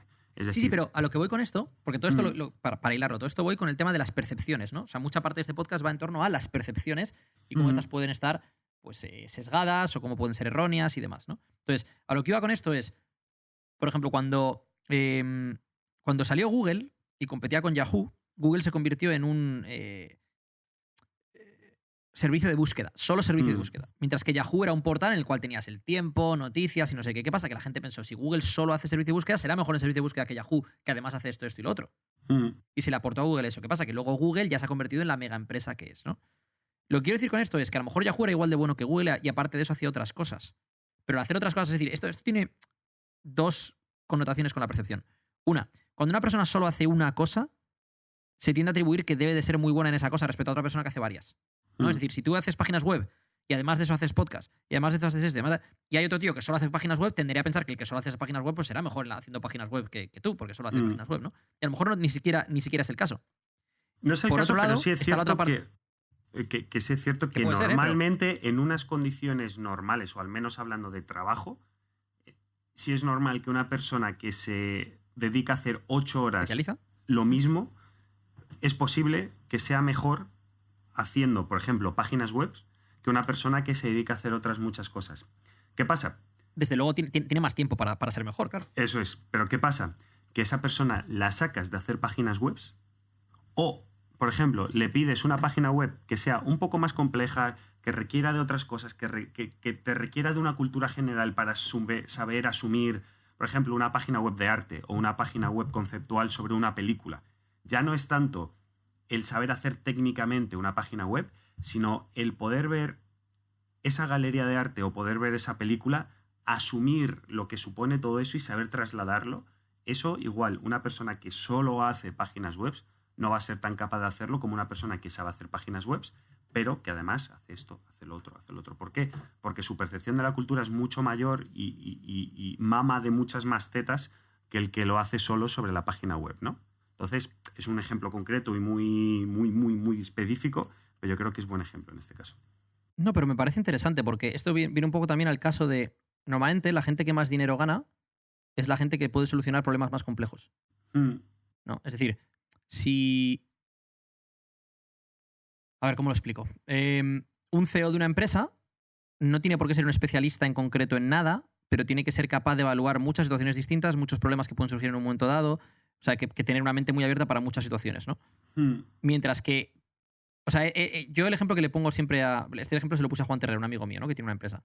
Y le dije, tú eres el creador del reloj y tu empresa es tu reloj. Y la gente que trabaja para ti son partes del engranaje. Por eso tú, aparte por el riesgo que has asumido, por eso tú tienes más riesgo, pero también tienes más ganancia, porque tú eres el que ha creado el reloj. Ellos son parte del engranaje y a lo mejor son piezas que se pueden sustituir en un momento dado, ¿no? Entonces, a lo que voy con esto es... la especialización como tal puede ser un gran factor diferenciador dentro de un mercado de trabajo si eres realmente bueno en eso de lo que te especializas, pero también puede ser un factor limitante si limita tu capacidad, tus miras, ¿no? Hombre, y también aquí hay que tener algo en cuenta. Si lo si lo llevamos a nivel empresa, por ejemplo, lo contábamos antes, Google o las grandes empresas, todas empiezan especializándose en algo, siendo muy buenas en algo, y en el momento en que empiezan a generar algo de dinero, empiezan a sacar, llámalo I+D, proyectos de I+D, llámalo side projects, empiezan a abordar otros terrenos sociales, otros terrenos económicos que les van a resultar rentables, pero sí es cierto que todas han empezado en un nicho muy concreto y desde ahí empiezan a nutrirse para poder. Y el ejemplo concreto aquí es Google. Google empezó siendo un buscador y ahora mismo es literalmente, no sé si literalmente, pero bueno, ya sabes que me gusta exagerar, soy periodista, pero probablemente entre las 5 empresas no más ricas, que también, sino más influyentes, y no ahora, sino en los próximos 10 años, probablemente de la historia. Es decir... y tiene Gmail, y tiene Google Drive, y tiene un montón de cosas, ¿no? Pero me gusta cómo lo has hilado... medicina, salud, tiene todo. Porque has hilado lo que yo quería decir y yo estaba muy disperso a la hora de decirlo y por eso no encontraba las palabras. Y tú lo has hilado perfectamente. Y es, Google al principio se especializó para destacar respecto a Yahoo y otro tipo de buscadores, porque en aquel momento ser un buscador online era algo nuevo. Entonces se especializó y adquirió esa potencia de marca, esa autoridad. Y esa autoridad ahora la traslada a otras cosas, como puede ser... email, el Drive y otras 1000 cosas que estarán haciendo, ¿no? Entonces, ahí está también la percepción de autoridad, ¿no? Por ejemplo, ¿tienes zapatillas Nike, por ejemplo? Sí. Bueno, llevo unas New Balance ahora, pero el resto son Nikes, de hecho. Vale. ¿Y por qué compras Nike y no compras una marca blanca? Yo principalmente diría 2 o 3 motivos. El primero, son más fáciles de encontrar. Entro en cualquier sitio y las voy a tener. Y el segundo, porque a nivel de diseño son las que más me gustan. Y el nivel 3 es porque sé que me van a aportar una calidad base que sé que a mí me va a llegar. Evidentemente, si buscara unas zapatillas de muchísima calidad, no me iría a unas Nike. Me iría, yo qué sé, si quiero ir a baloncesto, pues mira, bueno, en baloncesto probablemente las Nike sean de las mejores. Pero igual en baloncesto... Luis Fran, ojo a lo que te dice aquí, ¿eh? Pero igual en baloncesto, las Adidas muchas veces dan mejor rendimiento que las Nike, por ejemplo. Pero Adidas y Nike para mí viene a ser lo mismo en este sentido, pero ahora voy a entrar en eso. Exacto. Pero entonces, lo hago por esos 3 factores, porque como mínimo sé que hay un nivel de calidad mínimo que para mí me satisface mis deseos. Vale, entonces por un lado está la calidad que te la aseguran, ¿no? Porque es una marca conocida. Vale. Por otro lado está lo que significa para ti esa marca. Aquí es a donde voy con el tema, por ejemplo, tú has dicho el diseño, ¿no? Pero el diseño es lo que significa para ti. Es decir, Nike es diseño, Adidas, me mola esa zapatilla. ¿qué es Adidas y qué es Nike? Adidas es más estilo. Déjame que vaya con esto, ¿no? Estilo también más sobriedad, mientras que Nike es más potencia. Y simplemente mira a los atletas que patrocinan. Nike es LeBron James, es Michael Jordan, es Cristiano Ronaldo, mientras que Adidas era todo el tema de lo de Stella McCartney, de la línea esa que es pues estilosa y tal y cual. Adidas Xabi era Alonso. Zidane, Adidas era Xabi Alonso, Adidas era... O sea, quiero decir, Messi incluso, ¿no? Pero me refiero, Beckham, creo que era Adidas, ¿no? Pero no es... No va por la potencia, no sé si me explico, que es lo que busca Nike, ¿no? Y luego tienes Under Armour, por ejemplo, que está más cerca... Por ejemplo, Under Armour, ¿está más cerca de Nike o de Adidas? Para mí, de Nike. Como imagen de marca, de Nike. Clarísimamente, ¿no? Para mí también. ¿Reebok está más cerca de Nike o de Adidas? O sea, te diría que de Adidas, pero tampoco la tengo muy encuadrada. Por ejemplo, una que es totalmente disruptiva es Puma. Puma tiene un sector de la sociedad muy claro, sobre todo en Estados Unidos, que va a sobre todo personas afroamericanas o de raza o gente que se quiere vestir de una forma muy, muy diferente, ¿no? Por ejemplo. Reebok yo creo que era parecida a Adidas hasta que entró con el tema del CrossFit y eso también cambió un poco el juego para ellos. Yeah. Y lo de Puma, completamente de acuerdo. Puma como ahora fila está volviendo, ¿no? La gente está volviendo a ponerse fila, ¿no? Pues otra es un poco disruptiva. Por cierto, para los oyentes que todavía sigáis escuchando, a pesar del tiempo que llevamos ya con este podcast, este podcast era un podcast en el que queríamos meternos en charcos, hablar de muchas cosas, que fuese una charla como si estuviésemos con una cerveza en un bar y hablar y hablar y hablar, ¿no? Porque es algo que habíamos dicho que íbamos a hacer otras veces, pero que nunca habíamos llegado a hacer. Y por eso pues hemos entrado en charcos que normalmente no entraríamos y seguimos hablando de la percepción, ¿no? ¿Por qué la percepción? Porque todo esto parece que son cosas inconexas, pero todo tiene que ver con la percepción. La percepción de Carlos es distinta que la mía. La percepción del valor de una cosa dentro de su escala de valores es distinta que la mía. Incluso influencia no solo de la percepción que tienes de ti mismo, sino del mundo que te rodea, la ideología que crees que es mejor, etcétera, etcétera, etcétera. Todo va de la percepción. ¿Por qué? Porque creemos que si empiezas a ser consciente de tus sesgos cognitivos y de tu propia percepción, te puede ayudar a ser más justo y más empático con los demás, porque intentarás ponerte en los zapatos de la otra persona, y a lo mejor te darás cuenta de fallos que cometes en tus deducciones, en tu día a día o en tu forma de pensar, que no te habías dado cuenta porque las hacías por defecto y ni siquiera te habías parado a pensar en por qué yo pienso esto o por qué pienso lo otro. La pregunta con la que hemos empezado del dinero no va de si el dinero o no, va de por qué eliges esta opción y no la otra y cuáles son las cosas que te llevan a elegir esto o no lo otro, en base a dónde te has criado, cómo ha sido tu familia, complejos que hayas tenido, aspiraciones que tengas en la vida, tu escala de valores, qué valoras más. Hay gente, por ejemplo, que dices, ¿qué prefieres, la paz mundial o ser el tío más rico del mundo? Y sí, lo bonito es decir la paz mundial, pero hay gente que diría, pues mira, yo prefiero ser el más rico del mundo porque la paz no sé qué, ¿no? Entonces, lo que quiero decir con esto es que es importante que hagamos un examen de nosotros mismos y de nuestras percepciones y de cómo estas percepciones se forman y cómo podemos utilizar esto para de forma ventajosa para nosotros, ¿no? Cuando Carlo ha dicho, por ejemplo, que aunque yo he dicho lo de ganar más que el resto, mi forma de vivir no refleja eso, ¿no? Y es verdad, y tiene toda la razón del mundo. A mí me encanta irme a Bali y estar con chanclas, traje de baño y una scooter de mierda y aquí a todos lados. Y no valoro las posesiones materiales, ni valoro... Pero ahí hemos entrado, por ejemplo, en el tiempo de ocio, que es una cosa que yo valoro mucho. El tener tiempo para dedicarlo a leer, a estudiar, a pasarlo con mi gente o lo que sea, ¿no? Entonces, lo que quiero reflejar con esto que estoy, toda esta charla que estoy dando ahora mismo, es... Lo interesante de este podcast es que Carlo y yo en muchos puntos coincidimos y en muchos no, pero lo interesante no es eso, sino que yo entienda por qué él ve las cosas de una determinada forma, Desde luego. para poder dialogar con él y debatir sobre ello en lugar de convertirlo en un ataque mío hacia él o él hacia mí. Porque creemos que hoy en día hay muchísimos problemas políticos que parten de la base de no querer entender al otro o no querer ponerse en sus zapatos.